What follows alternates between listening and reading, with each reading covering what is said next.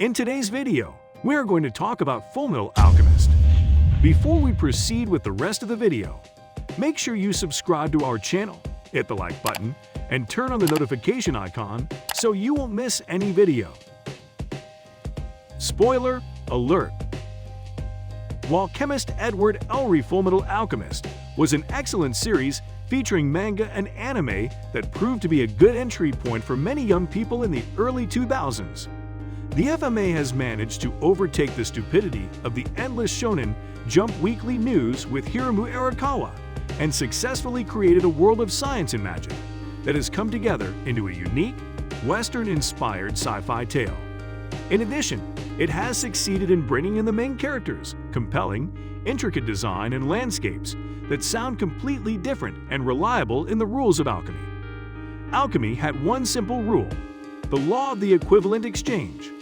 Fullmetal was a complex and deep thinker, but at the end of the day, it was about two brothers who cared for each other and sacrificed to correct past mistakes, are looking for a way to retrieve the body of his brother Al. The military government and mysterious beasts are on the move. Switching from any type of medium is difficult. Anyone who pays attention to today's entertainment understands this. Whether they are part of a creative process or an overprotective fan at the end of it, or in both cases, the project is put under a microscope before the script is completed and doubled when the first trailer drops. It is a particularly challenging task, and it has refused to get the art team to take something from the film by the nature of the transfer of formats, let alone the struggle to do so with such a high concept as the myth of the famous Hiromu Arakawa. At a time when the American movie industry is bursting at the seams with its comic from the superhero Marvel and DC, there is no doubt that there is a lot of pressure on Japan to bring its manga and anime compatibility forward. As a country that doesn't settle for nearly many millions in movie budgets, and with a more realistic and fantastical IP, there's no doubt an alarmingly rising war, and Hollywood's efforts to turn Dragon Ball and Ghost in a Shell are two reasons why it hasn't been tried so far. Japan has made its efforts, albeit a small one, with contributions such as Attack on Titan, JoJo's Bizarre Adventure, and two negative aspects of the Death Note. It may seem that the anime is not intended narrative or tangible, to force a 2-hour-long summary with live talk and easy use of action pieces of CGI. Although with the recent box office and the critical achievement of Keishio Tomo's Rurouni Kenshin trilogy, Warner Bros. Japan has decided to take a chance on another internationally with the world's most successful anime in Fullmetal Alchemist. For those who want to know about this because of its emergence in a local-made release on Netflix, Fullmetal Alchemist is a world where alchemy, the act of rebuilding and recreating and matter, is real readable science. The act of transmutation can be terminated within the scope of the equal exchange law to create something new. It must have the same value. The law of alchemy has complex consequences, especially when someone tries to use it to restore the dead, which is precisely what the two missing boys, Edward and Alphonse Elric, are trying to do for their mother, who passed away suddenly at the beginning of their story.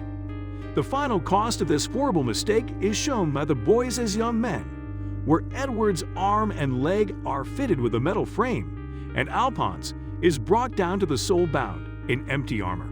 The strange thing about watching this film is its presentation of these ideas, which are often presented clearly. A brief explanation is given of how Edward ended up with body parts, sent in auto mail, or how the transmutation circle works. We can only imagine what kind of theme this would create for people who have never seen an anime series before. These types of information are limited to working time and travel, but at the expense of being introduced to a rich world with personality and complexity. However, the film also successfully used the characters and visuals of the series, which was probably a mistake. The set designs and local sequence in Italy give the Western influence of Amstress a lifelike quality, but are shot with a very clear cinematography style, almost as if the characters were intended to replicate the formation of two-dimensional cartoon cells. Costing and making makeup create subtle similarities in characters in convincing and moving ways, especially in portraying the bad characters of the homunculus. The billing is reaching its goal when you see that the broadcast is about the fact that the delivery of the characters and the behavior of their characters feel right. This is especially illustrated by Japanese actor Ryosuke Yamada as Edward Elric. While a ponytail blonde and a red jacket look like a convention dress, it encompasses a wide range of the character's emotional range, from throwing punches in angry anger or joking jogging to the trash, and acting in a believing way instead of making Edward look like a cartoon character. This same dedication to the performance of these popular characters, literally and figuratively, is evident in all the other characters. The visual effects are lacking in bold polish and are combined with clothing and cinematography.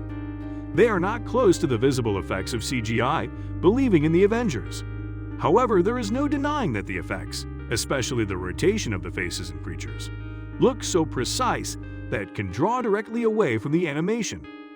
As for the second main character, Edward's brother Alphonse, his blank outfit feels like his own and is found to be believable, no doubt helped by the fact that there was a bodysuit stock with a lot of shots, providing a different illumination of the effects artists, improving its availability in the film's temporary editing.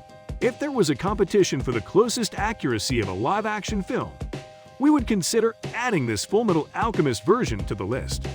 Watching it on its merits as a film is when its controversy begins to unravel. The film, unlike Rurouni Kenshin, 2012, makes a brutal cut of the narrative to its essence, telling the plot of the first 15 episodes or more with anime tropes like stopping to talk for 20 minutes and showcasing the service of completely non-fiction characters. The plot extends only to a certain character in terms of stopping the third action to create some kind of ending narrative in the first part of the film series. When switching from screen or page to film, the screenplay should not be aired with its layout cables which, introducing fan preferences, can create a 3-hour-long film. The third act gathers in the middle of the first building line, and I feel like I'm a weird fan base, wrapped up in the moments, following its rubbery-looking blockbuster CGI army. Making the decisions that this film makes about direct combat, envy, and gluttony only makes sense when it comes to creating the ending tone and leaving room for new and fun characters a second time. This adaptation sounds quite like a Fullmetal Alchemist, but it's shorter, flashier, and doesn't look very realistic. Similar to Alchemy, what is taken from a series is replaced by something new but made up of the same parts. Unfortunately, adapting to movies is not the same as face-to-face.